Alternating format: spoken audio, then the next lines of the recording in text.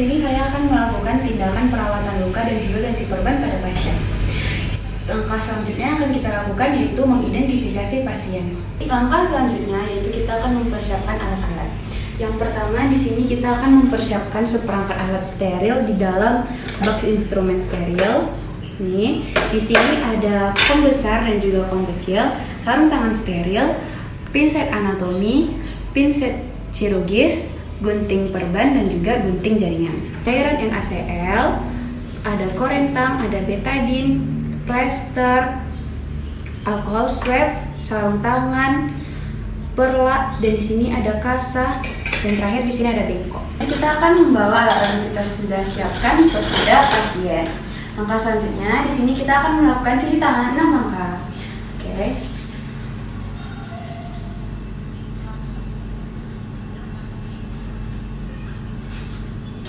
Selanjutnya kita akan memasang handscoon.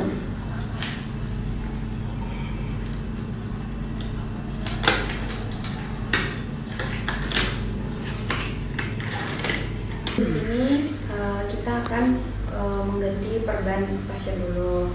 Di sini itu kita sudah ada larutan NaCl dan juga larutan betadine.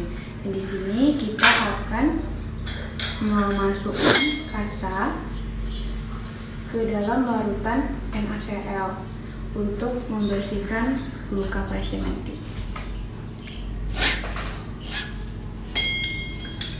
Oke. Selanjutnya kita akan membuka perban pasien dengan menggunakan alkohol swab.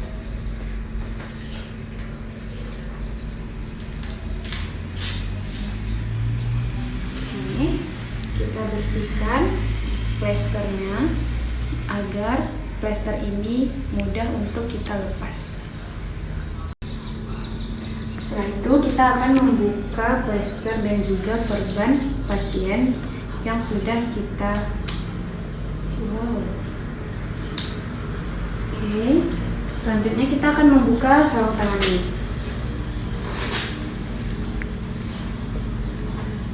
Kita akan menggunakan sarung tangan yang steril.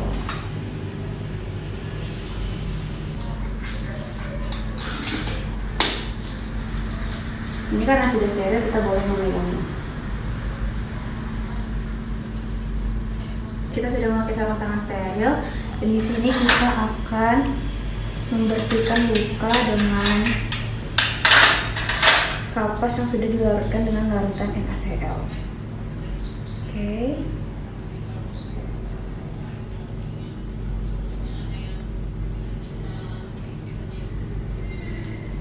Kita keringkan.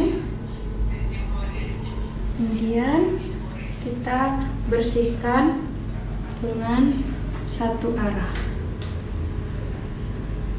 Tuang.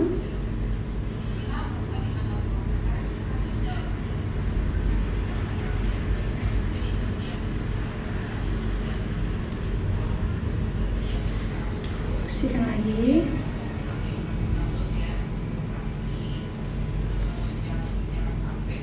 Setelah luka kita bersihkan dengan larutan NaCl, sekarang kita akan mengoleskan gel pada nekrotis agar dia lembab, agar kita senang untuk mengguntingnya. Oke. Selanjutnya kita akan mengeringkan luka dengan kasa kering.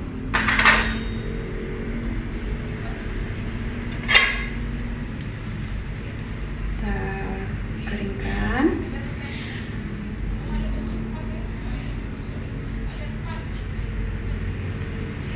Tetap dengan satu arah ya. Tap-tap.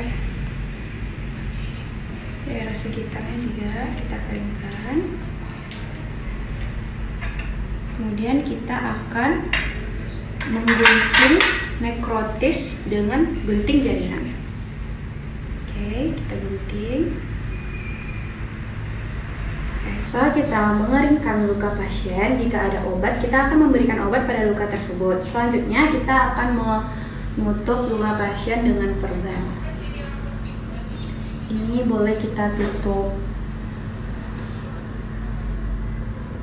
agar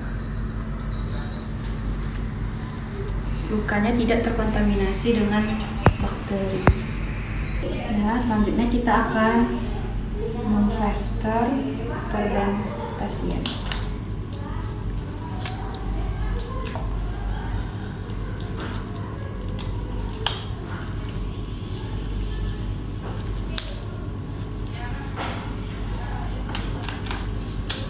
Pastikan perban pasien tertutup dengan rapat ya.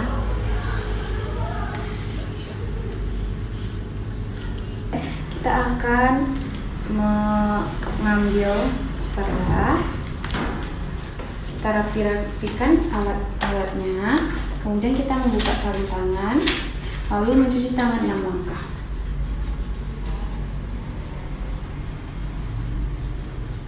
Selanjutnya kita akan melakukan evaluasi kepada klien. Baik Bu, ini proses perawatan luka dan juga ganti perbannya sudah selesai. Apakah ada yang sakit Bu? Oke, berarti baik-baik aja ya Bu. Apakah ada yang ingin Ibu tanyakan dulu? Oke, berarti tugas saya sudah selesai dan saya mau pamit dulu ya Bu. Nanti kalau Ibu ada perlu, Ibu bisa hubungi saya dan saya akan datang ke sini untuk membantu Ibu. Oke, terima kasih Bu. Permisi.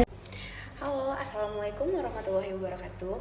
Jadi di sini saya akan melakukan pemeriksaan tanda-tanda vital pada pasien. Yang pertama itu jangan lupa mencuci tangan 6 langkah. Kemudian memakai handscoon. Kemudian menyiapkan alat yang diperlukan untuk pemeriksaan tanda-tanda vital.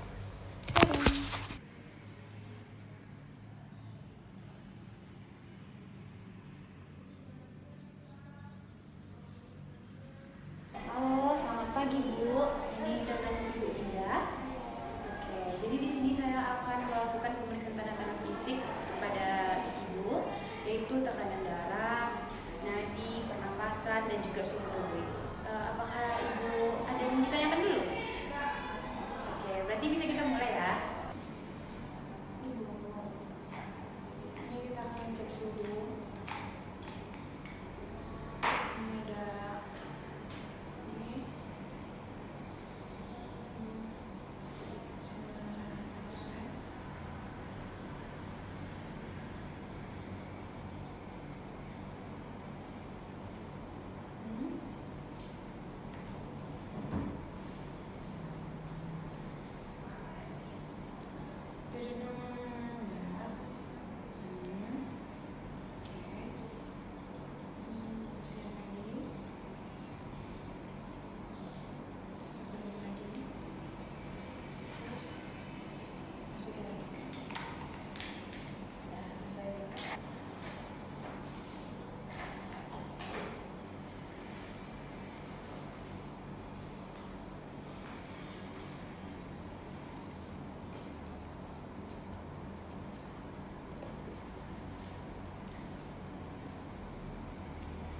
Jangan tegang ya, Dek.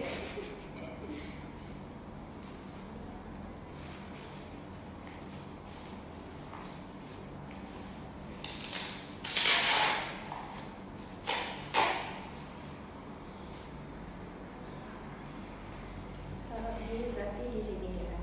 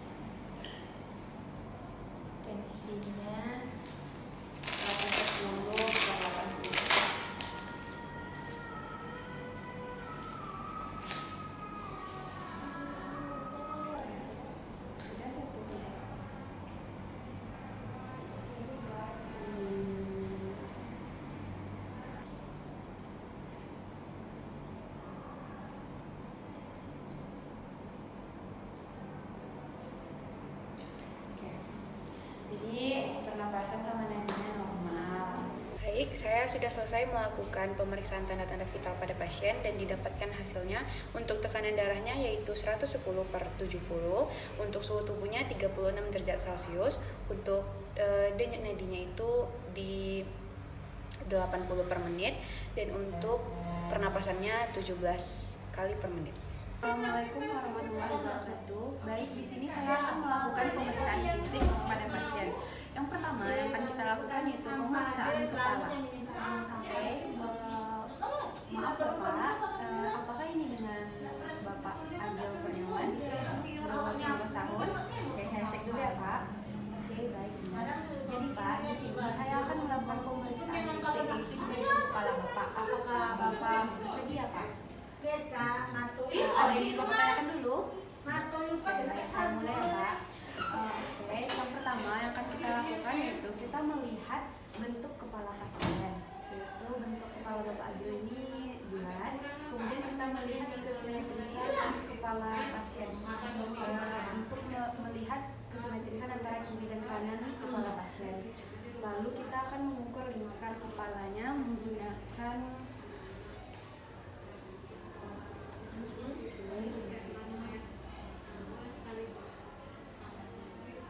permisi ya Pak.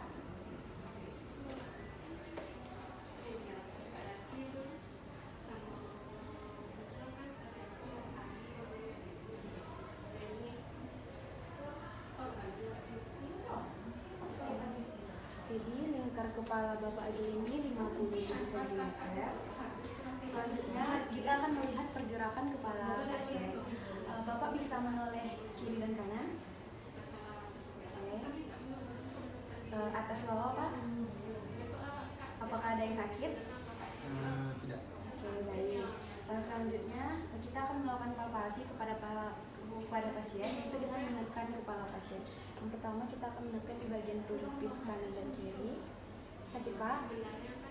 Di bagian kepala. Oke. Apakah ada yang sakit Pak? Oke, baik. Yang selanjutnya yaitu kita akan melakukan pemeriksaan rambut. Yang pertama kita akan melihat persebaran rambut pasien. Apakah terlalu lebat maupun kurang pertumbuhannya. Setelah itu kita akan melihat apakah rambut pasien ini bau ataupun ada kotoran seperti ketombe dan lain-lainnya. Baik, di sini saya akan melakukan pemeriksaan pada bagian kepala pasien. Yang pertama kita akan memeriksa bagian mata. Sebelumnya kita sudah cuci tangan 6 langkah. Oke. Lalu kita yang pertama itu akan menginspeksi pasien. Itu kita akan melihat kelengkapan mata pasien. Di sini mata pasien itu lengkap, itu ada sepasang. Kemudian kita akan melihat kesimetrisan, bisa melirik kanan dan kiri. Oke. Kemudian kita akan melihat kelopak mata pasien. Apakah menutup dan membuka dengan baik? Apakah ada benjolan atau tidak? Oke, semuanya baik-baik saja. Lalu setelah itu kita akan melihat kondisi pasien. Normalnya itu berwarna merah muda. Kondisi pasien itu berwarna merah muda, berarti normal. Setelah itu kita akan melihat sklera. Normalnya itu berwarna putih bersih.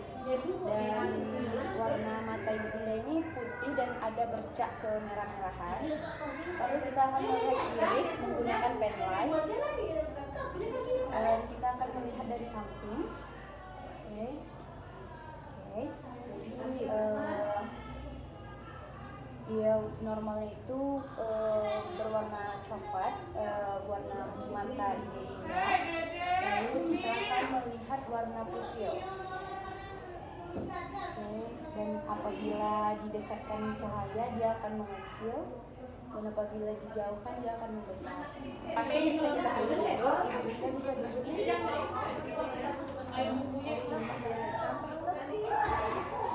Lalu kita akan inspeksi pasien. Yang pertama kita akan melihat kanan dan kiri telinga pasien. Oke, kita akan melihat kesimetrisan antara kanan dan kiri telinga pasien. Lalu kita akan melihat bentuk daun telinganya, apakah letaknya simetris atau tidak. Kita bisa menekan bagian daun telinga pasien. Apakah ada nyeri? Saya melihat tulang hidung ibu Dinda. Jadi tulang hidungnya simetris ya Bu, berada di tengah-tengah. Dan juga kita bisa melihat sekat antara kedua hidung ibu dia berada di tengah berarti simetris. Lalu kita akan melihat lubang hidungnya menggunakan penilaian. Oke. Apakah hidungnya ada perdarahan, lesi maupun cairan berlebih. Periksa bagian mulut. Yang pertama itu kita akan menginspeksi bagian mulut. Yang pertama kita akan melihat warna bibir. Warna bibir Lambang itu merah muda dan warna bibir Dinda ini berwarna merah muda. Coba senyum, Bu. Oke, berarti senyumnya simetris dan pergerakan ototnya baik. Mulut pasiennya. Oke, dan warna lidah Ibu Dinda itu berwarna merah muda ya. Inspeksi bagian wajah kita akan melihat apakah wajah Ibu Dinda ini simetris atau tidak. Kita suruh lagi Ibu Dinda ini untuk tersenyum. Senyum, Bu. Oke, ini kita lihat pergerakan otot di bagian mulutnya itu bergerak sempurna, simetris, dan bagian dahi itu tetap tidak ikut bergerak. Hari Ibu Dinda ini apakah ada benjolan atau tidak? Jika tidak ada benjolan, kemudian kita bisa meraba adanya kelenjar getah bening atau tidak, itu mulai dari sini sampai ke telinga. Oke, di sini tidak ada benjolan, berarti aman. Bapak bisa berdiri. Kita sekarang akan melakukan pemeriksaan untuk melihat apakah ada nyeri ataupun masa atau enggak. Apakah ada nyeri, Pak? Oke. Coba Bapak tangannya diposisikan di depan. Coba di sini. Coba lawan saya. Ya. Oke. Nah, satunya coba ikutkan saya ya.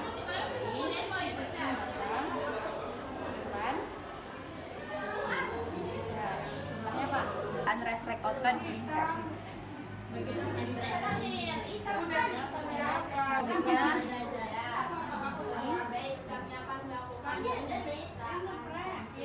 Sekali lagi kita akan memeriksa refleks teraba.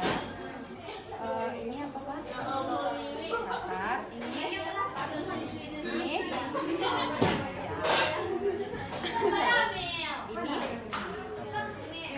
Pak. Akan memeriksa ekstremitas bawah. Coba dinaikkan kaki ya Pak. Lawan tangan saya. Oke, yang sebelahnya Pak. Pak. Yang sebelahnya Pak. Bisa Pak. Oke.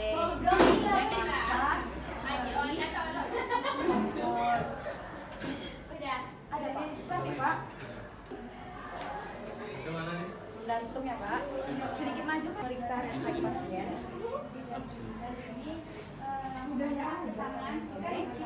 Bergerak ya. Kita akan memeriksa teraba. Ini apa Pak?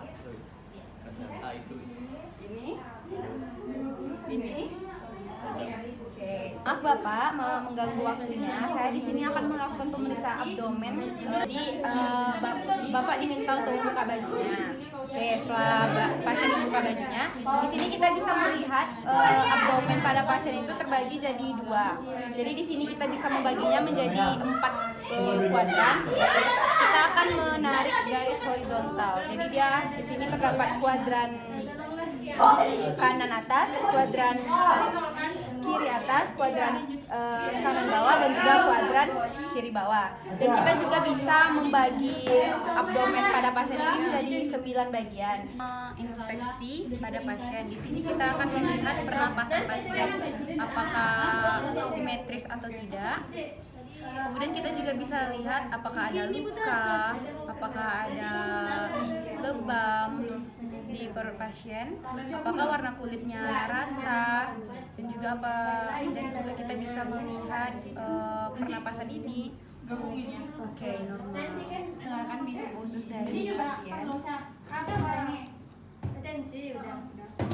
Apa namanya posisinya udah di ini? Ada gini. Kasar, halus. Kasar di situ. Normalnya bisu usus itu 5 sampai 35 per menit. Perfusi pada pasien untuk melihat di manakah letak hepar, limfa. Oke. Letaknya hepar itu di kuadran kanan atas. Kita mulai dari bawah.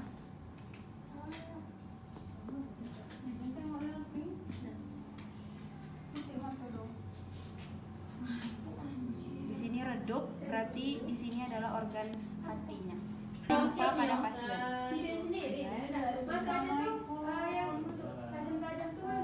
Perkenalkan nama saya Di dalam apa itu tadi? Soalnya aku pakai ini jadinya. Bapak yang bernama akhirnya kita akan melakukan palpasi pada pasien. Kita akan melihat kandung kandungnya apakah ada cairan atau tidak. Oke. Sebelumnya Bapak sudah buang air kecil. Sudah.